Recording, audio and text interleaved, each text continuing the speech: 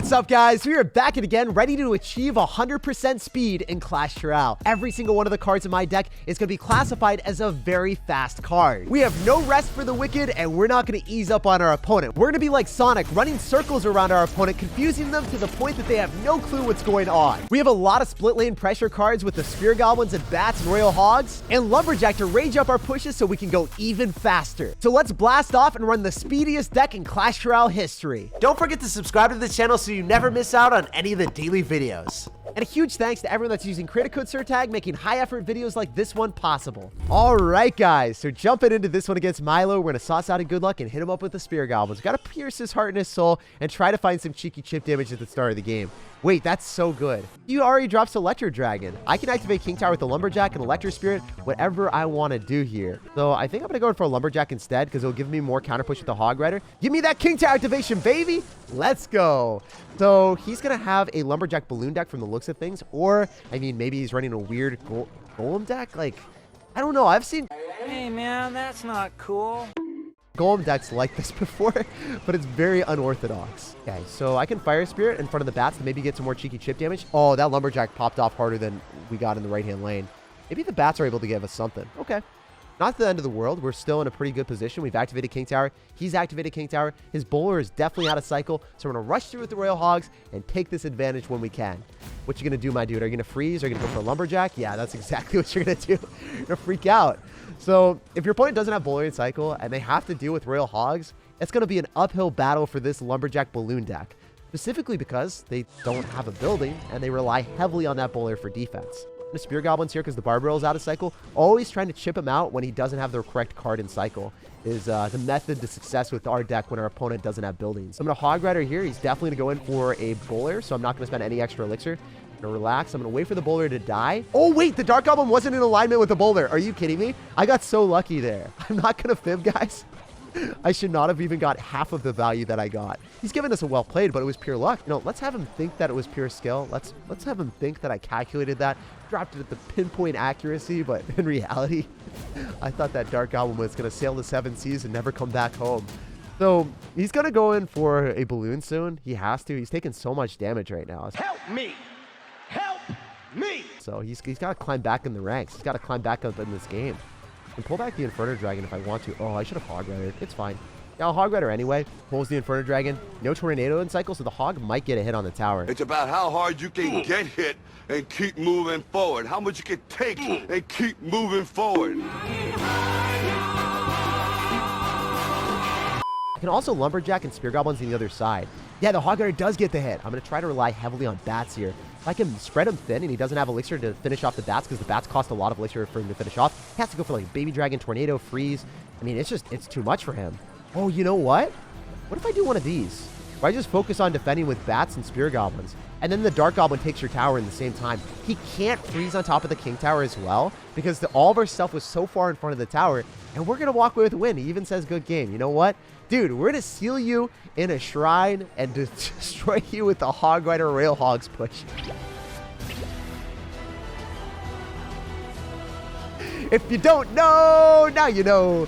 That is probably one of the most fun things I've ever done in Clash Royale. Even if he expedites this balloon, like first class journey towards our tower, it needs like 3 hits, and that's not possible. So GG, well played, and peace out, buddy. I gotta say, going for the Royal Hogs plus Hog Rider at the end, I've never seen anything like that, and that was incredibly fun. My soldiers scream out!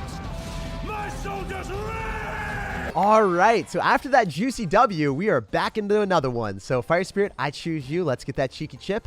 And what are you going to do, man? Are you going to go for the Musketeer to counter that? The Musketeer doesn't actually shoot it. I don't know if you guys have seen that bug before, but when the ranged unit feels like the tower is going to be able to finish something off, it doesn't fire. And as a result, the Musketeer got completely wasted and gave him no value whatsoever. Hacker Man. He's the most powerful hacker of all time. Also, I really wish he had like already cycled his building on top of the Hog Rider, and then we could rush through with the Rail Hogs and get value. But, you know, he's dropped his Zap, so maybe we can get some type of value with the Bats, right? You likely need that to finish off the Bats, unless you've got arrows and Zap in the same deck, which most Wild Childs do not run. Look at that. Dark Prince gets devoured simply because he didn't have an air answer in hand. Now we're up 1,000 damage, no Dark Prince counter pushing. I can even lumberjack here. And I think lumberjacking is a better play because if I Fire Spirit, it doesn't completely counter the musketeer. I want to get more value from that. I can Dark Goblin in the back, likely bait out arrows or a fireball or something. Oh, wait, yeah, if he fireballs on the Dark Goblin, because he can't kill it any other way since he, let's hope he only has Zap plus Fireball, then he'll have no Fireball for the Royal Hogs. I don't think he's bad enough to do that, but I was really hoping he would. Please, Royal Hogs, go in front of the Dark Goblin. No! Really close, but not happening for us. I tried to cut it to the last possible second. I tried to make it as close as possible. It didn't work out. I'll go in for Electro Spirit here, try to split up our stuff, so if he goes in for a Zap, he's not able to hit the Spear Goblins and also hit the Bats. Look at the Spear Goblins pulling the Prince as far as possible. You know what? Prince, come this way. Come this way. Yes, sir. No damage on my Lumberjack today. That was one of the best Prince pulls I've had in my life, guys. Also, Lumberjack, how did you go directly towards the tower? You saw the Dark Prince. Also, Dark Prince, what were you doing? It felt like he was wasting so much time. That's insane. Spear Goblins always separating is the perfect placement, making sure that you can, you know, distract the princes, especially the Dark Prince, because it does splash damage for a longer period of time. That is important. I'm going to go in for Royal Hogs all on the same side. Ooh, this is bad because he's got Fireball. What am I doing? Unless he doesn't fire.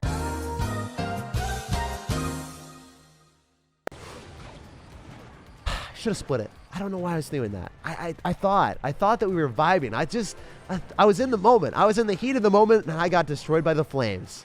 It is what it is. You know, sometimes you make misplays, especially when you're commentating and trying to, you know, make the best play at the same time. Doesn't always work out the best.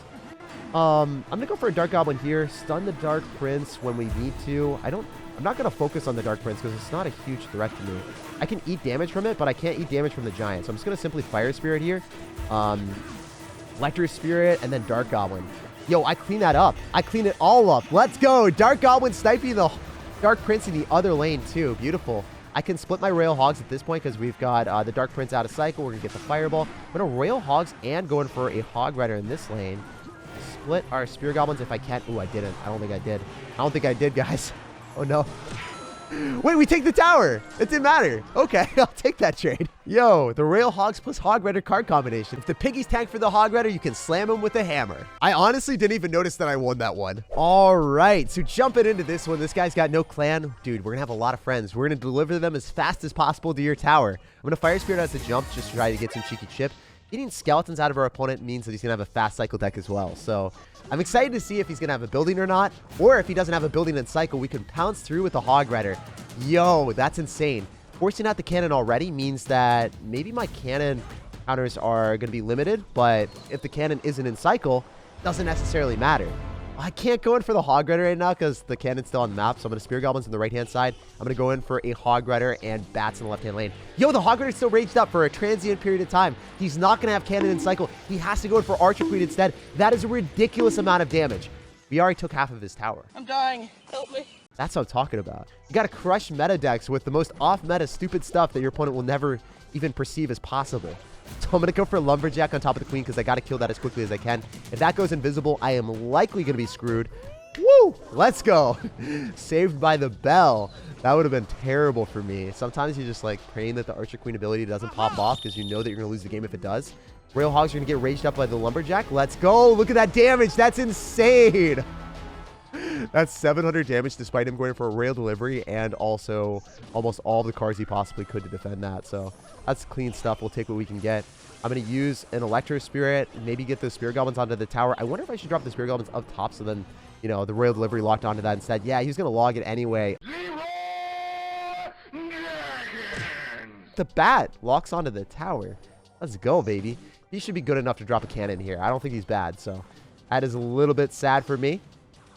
-1 trade, but I think we can still vibe with it, right? Like if I go for a Royal Hogs and he doesn't have a good counter in cycle, he'll make this work. So the way that I'm thinking about this is Lumberjack in the back. Hopefully he spams into this. Ooh, this is really bad. I'm going to go Royal Hogs other side. Get the rail delivery there. Maybe get a snipe on the Archer Queen with the Dark Goblin, hopefully. Yeah, we got the moves. We got the moves. We're going to make him pop the ability early. We're going to make him pop the ability early.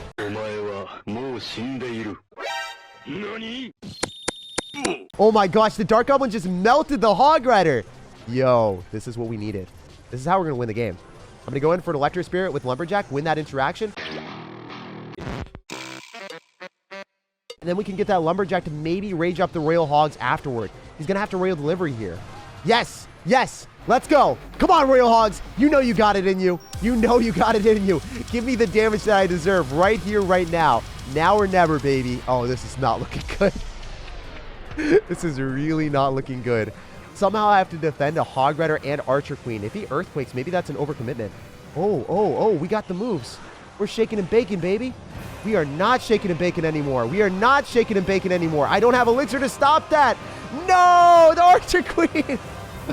Oh, that was really close. Even though my opponent ended up having a cannon, rail delivery, very fast cycle with archer queen in the building, we came so close to winning that one. Minus 33 trophies does hurt a little bit, but we'll bounce on the next one. Keeping it close while our opponent plays the best deck in the game when we have a meme deck feels pretty good.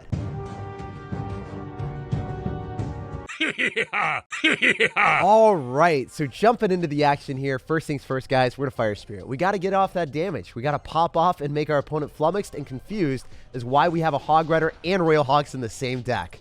So I'm gonna go for the hog rider first and foremost. I just want to be able to pull back that lumberjack, make sure it doesn't get any damage on my tower, forcing out bats. I was hoping we get a bomb tower or something, then I could pop off with the royal hogs afterward. It is what it is. Currently still in a pretty good spot. I think the dark goblin might be able to win this interaction. Ooh, yes! Barely stops that last Valkyrie connection. Oh, that was so scary. I was looking at it. Oh. Okay. I'll take that. Dark Goblin locks onto the tower and casually does 700 damage when our opponent has a 4 elixir card to defend it. That's a +1 trade and 700 damage. Can't go wrong with that type of interaction. So, Valkyrie should be out of cycle. I'm going to go for Rail Hogs and test the waters here. He's probably like, why does this idiot have Rail Hogs and a Hog Rider? You know what? Your Mega Knight's not going to be able to counter both, bro. This is the strategy. These are the plays for days I'm talking about right now. I'm going to bats early on. Maybe I can activate King Tower with the Mega Knight. Ooh. We got the spice.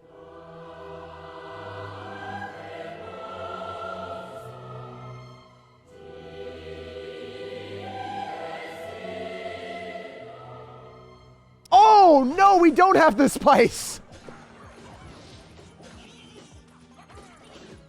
I really thought I had the spice, guys, but apparently it was too hot for me to handle. Oh, no. Have you guys ever done that before? You thought that it was all lined up, all perfect for you guys to activate King Tower, and then you just fail spectacularly like never done before. All right, no way you're back to Mega Knight. We're test the waters with our Rail Hogs, force out a ton of extra elixir, and bounce back. So you know what? When I make a spectacular fail, we don't flop. We bounce back and we make sure that we find a way back into the game. So I think the Electro Wizard will win that. Ooh, this is pretty bad. You should have zapped that. Why didn't he zap that? I had to drop my Spear Goblins up as high as possible because I was like, no matter where I drop them, they're going to get zapped. So I might as well pull the Lumberjack backward. What? What the f? Now I look like an idiot there too. Wait, why do you have a Sparky Valkyrie Mega Knight deck? What are we playing against, bro? Oh, no. So I'm going to Hog Rider in left-hand lane. It's the cheapest way of taking the tower. I'm not going to go for Rail Hogs when I don't need to. And I get away with bats here. I mean, that could be a vibe. Finishing off the Sparky with bats is always feeling phenomenal, right? I'm going to Lumberjack here. Spear Goblins afterward. Fire Spirit, Dark Goblin. Yo, that's going to be dead. We might have a defense here. I'm telling you, there's a chance. There's a chance we can do the dance, baby.